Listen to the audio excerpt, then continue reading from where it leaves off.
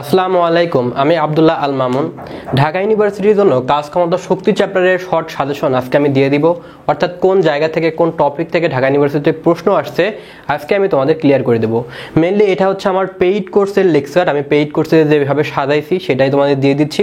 তোমরা প্রত্যেকটা পেজ আছে স্ক্রিনশট দিয়ে রাখবা, ঠিক আছে? তো তাহলে তোমরা নিজেরাই সলভ করতে পারবা। আর যদি ফিজিক্স বেশি গ্যাপ থাকে, মনে হচ্ছে আমার ঝামেলা আছে, তাহলে ঢাকা ইউনিভার্সিটি স্ট্যান্ডার্ড কোর্স আছে আমাদের, তুমি চাইলে ভর্তি হতে পারো। ডিসক্রিপশন বক্সে ডেমো ক্লাস দেওয়া রয়েছে এবং কীভাবে ভর্তি হতে হবে সবকিছু দেওয়া রয়েছে। তো চলো আজকের ভিডিওটা শুরু করা যাক। দেখো, এই অধ্যায়টা হচ্ছে কাজ ক্ষমতা শক্তি। তো এই অধ্যায়টাকে আমি তিনটা টাইপে ভাগ করেছি। প্রথমত হচ্ছে কাজ টাইপ 1, দ্বিতীয়ত হচ্ছে ক্ষমতা, তারপর হচ্ছে শক্তি। টাইপ 1-এর কাজ নির্ণয়ের সম্পর্কে আলোচনা করেছি, টাইপ 2-তে আছে ক্ষমতা এবং টাইপ 3 আছে শক্তি। এখন টাইপ 1-এ কতভাবে কাজ নির্ণয় করা যায় সেইগুলো আমি কেজের মাধ্যমে ডিফাইন করেছি। কেজ 1 একরকম কাজ, কেজ 2 দুই রকম কাজ, কেজ 3 তিন রকম কাজ। সো 3 রকম কি 2 রকম কাজে আমাদের কাজটা শেষ। অনেকগুলো কাজ থাকলেও ঢাকা ইউনিভার্সিটির জন্য যেটা আসছে, দেখো এখানে আসছে একটি কণার উপর এত পরিমাণ বল প্রয়োগ করলে সরণ যদি এত হয় তাহলে কাজ কত। ঢাকা ইউনিভার্সিটি 17-18 সালে আসছিল। দ্যাট মিনস এটা স্কেলার গুণন সম্পর্কিত কাজ। অর্থাৎ W তোমার F × R, এই সূত্র থেকে ঢাকা ইউনিভার্সিটিতে প্রশ্ন আসছে। এবার আমি যদি পরেরটা দেখি, দেখো এখানে লিখেছি বিশেষ ক্ষেত্র, তার মানে কাজের প্রকারভেদ সম্পর্কে এখানে আলোচনা করেছি। কাজের প্রকারভেদ সম্পর্কে যদি ভালোভাবে জানতে পারো তাহলে এই দুইটা কোশ্চেন তুমি পারবা। তাহলে কি হয়েছে, প্রথমে দেখো এটা হচ্ছে কাজের বেসিক সূত্র এবং এই সূত্র থেকে আমাদের যে প্রকারভেদ আছে, প্রকারভেদ কিন্তু আমাদের এখান থেকেই আসে, কারণ আমরা জানি এটা মানে কি FR cos θ।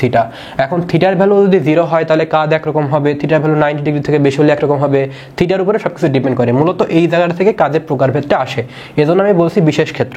তাহলে দেখো কাজের বেসিক সূত্র এবং কাজের প্রকারভেদটা অবশ্যই পড়তে হবে, ঠিক আছে? আচ্ছা, টাইপ 1-এ আমরা এটা আলোচনা করেছি। তাহলে তোমাকে পড়তে হবে কি কাজের বেসিক সূত্র এবং প্রকারভেদ। দ্বিতীয়ত দেখো আমরা কেস 2-তে তোমরা স্ক্রিনশট দিয়ে রাখবা। এটা স্ক্রিনশট দিয়ে রাখলে বুঝতে পারবো যে আসলে কোন জায়গা থেকে কোশ্চেন আসছে। যেমন দেখো এটা শূন্য কাজ দিয়ে কোশ্চেন আসছে, আর এই জায়গাটা থেকে এটা হচ্ছে ধনাত্মক কাজ দিয়ে কোশ্চেন আসছে। বুঝতে পারছো, এটা শূন্য কাজ, এটা ধনাত্মক কাজ। ঋণাত্মক কাজ এখন আসে নাই, তো আসলেও আসতে পারে। ওকে, এবার দেখো আমরা দেখব মহাকর্ষ বল সম্পর্কিত কাজ। মহাকর্ষ বল মানে কি? মহাকর্ষ বল সম্পর্কিত কাজ এই জিনিসটা তোমার ডিপেন্ড করে শুধুমাত্র হাইটের উপরে, তোমার উচ্চতার উপর নির্ভর করে না, রাইট? যেমনটা পড়েছো সংরক্ষণশীল বল, অসংরক্ষণশীল বল। তো সংরক্ষণশীল বলের কনসেপ্টকে কাজে লাগিয়ে এই মহাকর্ষ বল সম্পর্কিত কাজ নির্ণয় করতে হয়। যেমন তুমি এখান থেকে যদি ছাদে এইভাবে ওঠো তাহলে তোমার কাজ কিন্তু নিতে হবে এতটুকু হাইট নেওয়া লাগবে। অর্থাৎ তুমি কতটা পথ গেছো এটা কিন্তু মানে মেজর পার্ট না। তোমার এখানে কাজের ফর্মুলা হবে F × H, FS না, F × S না। সো আমরা এখানে পড়বো কি F × H, মানে এতটুকু হাইট। যদি এটা S হয় তাহলে কিন্তু আমরা F × S ইউজ করব না, ঠিক আছে? আমরা এই সূত্রটা অ্যাপ্লাই করব। অর্থাৎ সংরক্ষণশীল বলের ব্যাপারটা কি, যে পথের উপর নির্ভর করে না, এটা হাইটের উপর নির্ভর করে। এবং এই কনসেপ্টকে কাজে লাগিয়ে ঢাকা ইউনিভার্সিটি 2টা কোশ্চেন আসছে।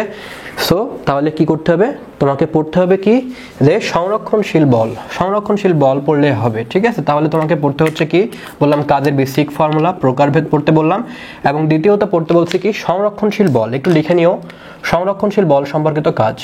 যেমন দেখো আমি যদি এটা আগে একটু ব্যাকে যাই, দেখো তুমি এখান থেকে এখানে গেছো, P থেকে R-এ গেছো, তো বলা হবে তোমার আসলে কাজ কত বা শক্তি কত। তো সেক্ষেত্রে কি করতে হবে, তোমার কিন্তু এখান থেকে এতটুকু দূরত্ব নেওয়া যাবে না, তোমার নিতে হবে এখান থেকে এতটুকু হাইট কত সেটা নেওয়া লাগবে, বুঝছো? সো এখানেও একই রকম, জাস্ট কথায় লিখে দিয়েছে, চিত্র না দিয়ে এটা কথায় লিখে দিয়েছে। তাহলে তোমার কাজের জন্য পাওয়া লাগবে কি, এটা প্রকারভেদ আর সংরক্ষণশীল বল। আচ্ছা, কাজ এই পড়লে কাজ শেষ, কাজ পড়া লাগবে না, এক্সট্রা পড়া লাগবে না, ঠিক আছে? এবার আসি ক্ষমতায় আমাদের এখানে পড়া লাগবে অভিকর্ষ বলজনিত ক্ষমতা। এটা খুবই সহজ, তো ঢাকা ইউনিভার্সিটিতে খুব বেশি আসে না বললেই চলে, তো তুমি চাইলে দেখে রাখতে পারো। জাস্ট লাইক এটা হচ্ছে কাজ, তো কাজটা আমি মুছে দিচ্ছি। এবার ক্ষমতায় আসি। ক্ষমতাটা তোমার পড়া লাগবে কি, P = W/T, that means mgh/T, ঠিক আছে? এই সূত্র তোমার পাওয়া লাগবে। এই সূত্র দিয়ে ম্যাথ আসছে 2টা, সো তুমি করবা, আরো কালেক্ট করে করবা, ঠিক আছে? আচ্ছা, এরপরে দেখো ভার কেন্দ্র সম্পর্কিত ক্ষমতা, দ্যাট মিনস কুয়ার ক্ষেত্রে। কুয়া ছাড়াও কিন্তু অনেকভাবে আসতে পারে। যেমন একটা ইট এমন আছে, একটা ইট খাড়া করতে কাজ কত, তো এটা অবশ্যই রিটেনের জন্য গুরুত্বপূর্ণ। তো এই যে পানিপূর্ণ কুয়ার জন্য এই ধরনের কোশ্চেন নর্মালি ঢাকা ইউনিভার্সিটিতে রিটেন দিতে পারে। হ্যাঁ, নর্মালি রিটেন দিবে বা দেওয়ার পসিবিলিটি বেশি। বাট ঢাকা ইউনিভার্সিটি 16-17 সালে এই কোশ্চেনটা কেন যে এমসিকিউ দিয়েছে আমি জানি না আসলে, কারণ দেখা গেছে বুয়েটে আসলে দেখা যাচ্ছে রিটেনে এই ধরনের কোশ্চেন দেয়। বুয়েটে তুমি দেখতে পারো কোশ্চেন, সেখানে ঢাকা ইউনিভার্সিটি এমসিকিউতে 1 মার্কের জন্য এই কোশ্চেনটা দিয়েছে। এটা আমার কাছে ফানি মনে হয়েছে, ঠিক আছে। তারপরেও কিছু কোশ্চেন থাকে টাইম কিলিং, এই জন্য হয়তো বা ঢাকা ইউনিভার্সিটি এই কাজটা করছে। সো পানিপূর্ণ কুয়ার জন্য তুমি পড়তে পারো, তবে এটা তোমার কিসের জন্য কাজে লাগবে? রিটেনের জন্য, ঠিক আছে। রিটেনের জন্য এই টপিকটা পড়বা, রিটেনের জন্য কাজে লাগবে। তাহলে তোমার কুয়া থেকে পানি তুলতে কাজ কত এটা পড়বা, অর্থাৎ ভার কেন্দ্র সম্পর্কিত কাজ। ভার কেন্দ্র সম্পর্কিত কাজের আরো অনেকগুলো সেক্টর আছে, শুধুমাত্র পানি পূর্ণ থাকলে বিষয়টা এরকম না। অনেকগুলো ইট একটার উপরে আরেকটা রেখে কাজ কত সে ধরনের কাজ আসতে পারে, একটা ইট খাড়া করতে কাজ কত এরকম আসতে পারে। তাহলে ভার কেন্দ্র সম্পর্কিত কাজ, ভার কেন্দ্র সম্পর্কিত ক্ষমতা, হ্যাঁ ক্ষমতা মানে কি P=W/T, অর্থাৎ ভার কেন্দ্র সম্পর্কিত কাজ দিয়ে মানে তুমি যেগুলো কাজ শিখেছো, যতগুলো স্টেপে কাজ শিখেছো ততগুলো স্টেপে তো করবাই, মানে সেইটার সাথে তুমি যদি টি দিয়ে ভাগ দাও তাহলে ক্ষমতা বের হয়ে যায়। সো এক্সট্রা ভাবে বের করা লাগে না। এবং ক্রেনের ক্ষমতাটাও বেশ গুরুত্বপূর্ণ, এটা পড়ে রাখতে পারো। সো ক্রেনের ক্ষমতা পড়লে আমাদের ক্ষমতা শেষ। তাহলে আমাদের পড়তে হবে কি, বেসিক ফর্মুলা দিয়ে ম্যাথ করতে হবে ক্ষমতার, দেন ভার কেন্দ্রর কুয়া, তারপরে একটা ইট খাড়া করতে কাজ করতো এটা পড়ে রাখবা। আর তৃতীয়ত আমাদের কি পড়তে হবে? ক্রেনের ক্ষমতা, ব্যাস আর কিছু লাগবে না। এবং ক্রেনের ক্ষমতার জন্য সূত্র একটাই, সেটা হচ্ছে P=FV, ঠিক আছে। 3টা ফর্মুলা। সো এইগুলো পড়লে ক্ষমতা ক্লোজ। এবার আসি শক্তি নির্ণয়ের ক্ষেত্রে। প্রথমত দেখো হারানো স্থিতিশক্তি। হারানো স্থিতিশক্তি মানে বোঝো যে একটা বল আমি মাটিতে ড্রপ দিয়েছি, মানে ধরো 10 মিটার উপর থেকে একটা বল আমি ছেড়ে দিলাম, ছেড়ে দেওয়ার পরে সেটা কি হয়েছে, মাটিতে ড্রপ খেয়ে সেটা 8 মিটার উপরে উঠেছে। তো কতটুকু স্থিতিশক্তি হারিয়েছে, সেই ধরনের কোশ্চেন।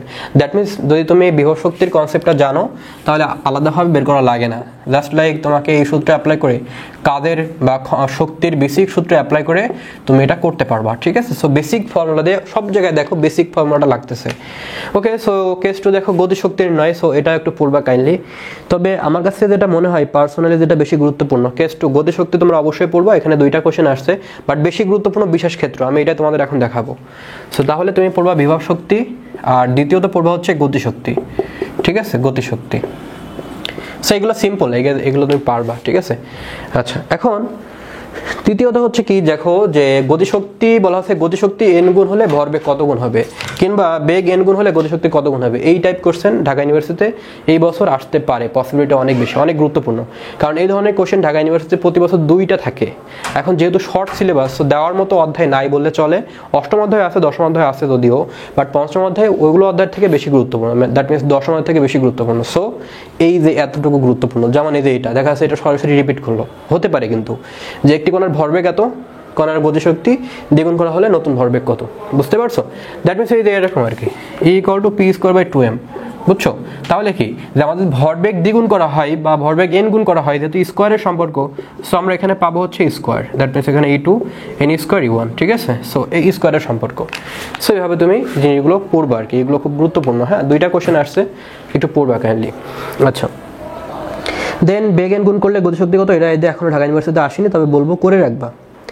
এবারে তৃতীয়ত দেখো যে 2টি বেগ থাকলে গতিশক্তি কি, এটা একটু পড়বা, খাতায় লিখে রাখো, আমি আর লিখতেছি না, তোমরা খাতায় একটু লিখে রাখো এবং স্ক্রিনশট দিয়ে রাখো। তাহলে 2টি বেগ থাকলে গতিশক্তি নির্ণয়ের জন্য সেক্ষেত্রে আমরা কাজ শক্তি উপপাদ্য ব্যবহার করে থাকি। সেক্ষেত্রে আমরা সূত্র জানি যে W=12mv² - ½ অথবা ½ mv² - ½ অর্থাৎ যে বেগটা বড় সেটার গতিশক্তি আগে লিখে, এবং 2টার বিয়োগফলই হবে তোমার কাজ, মানে কাজ শক্তি উপপাদ্যর জন্য যেটা আছে আর কি। সো এটা একটু পড়বা, এটা যদিও রিটেনের জন্য গুরুত্বপূর্ণ, সেগুলো করে রাখতে পারো, ঠিক আছে। দেন গতিশক্তি বিভব শক্তি n গুণ হলে, এই কোশ্চেনটা একটু পড়ে রাখবা, বেশ গুরুত্বপূর্ণ। ঢাকা ইউনিভার্সিটি দেখা যাচ্ছে এই ভ্যালু চেঞ্জ করে আবার দিতে পারে, আমার কাছে পার্সোনালি যেটা মনে হচ্ছে। আমি তোমাদের শেষ সময় আরও একদম শর্ট সাজেশন দিয়ে দিব, অর্থাৎ যে টপিকগুলো আমার কাছে খুবই গুরুত্বপূর্ণ মনে হচ্ছে আমি সেইগুলো একটা খাতায় লিখে তোমার দিয়ে দিব। তোমরা গ্রুপে যুক্ত হয়ে যাও, আমাদের গ্রুপ আছে, ডিসক্রিপশন বক্স ওখানে গ্রুপ আছে, তোমরা যুক্ত হয়ে যাও, ঠিক আছে। ওকে, তারপরে অ্যান্ড ফাইনালি দেখো একক মাত্রা। সো একক মাত্রা সব অধ্যায় থেকে আসে না, তোমার জানো যে 7ম অধ্যায়ে শুধুমাত্র সান্দ্রতা গুণাঙ্কের মাত্রা আসতো, 6ষ্ঠ অধ্যায়ে মহাকর্ষ ধ্রুবকের মাত্রা আসতো, 5ম অধ্যায় থেকে মাত্রা আসে, এগুলো একটু পড়বা। প্রত্যেক অধ্যায় থেকে না মাত্রা কিন্তু ঢাকা ইউনিভার্সিটি দেয় না, তো 5ম অধ্যায় থেকে দেওয়ার মতো 2টাই আছে, একটা আছে শক্তির মাত্রা, একটা আছে ক্ষমতার মাত্রা, এটা পড়বা। হ্যাঁ, এই হচ্ছে ব্যাপার। সো চ্যাপ্টারটা এখানে আর কি। সো আমি এই জিনিসগুলোকে 4টা টাইপে ভাগ করেছি, প্রথমত কাজ, ক্ষমতা, শক্তি, অ্যান্ড দেন তারপরে আমি একক মাত্রা। সো আজকে ভিডিও এখানে শেষ করতেছি। সামনে আমরা অন্য অধ্যায়ের সাজেশনে আলোচনা করব। সেই বন্ধু সবাই ভালো থাকো। আল্লাহ হাফেজ।